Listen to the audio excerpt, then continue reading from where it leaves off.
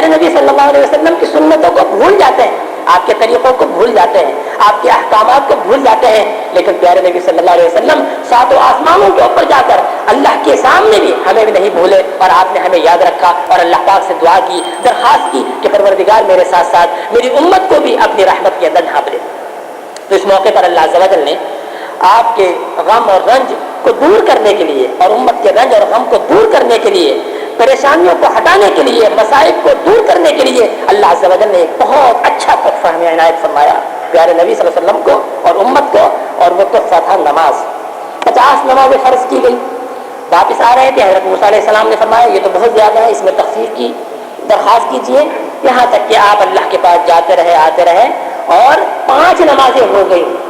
हज़रत मूसा अलैहिस्सलाम ने फरमाया और दरख्वास्त कीजिए। नबी सल्लल्लाहु अलैहि वसल्लम ने फरमाया मुझे शर्म आती है, क्योंकि आपको उम्मीद थी कि मेरी उम्मत 5 नमाजें ज़रूर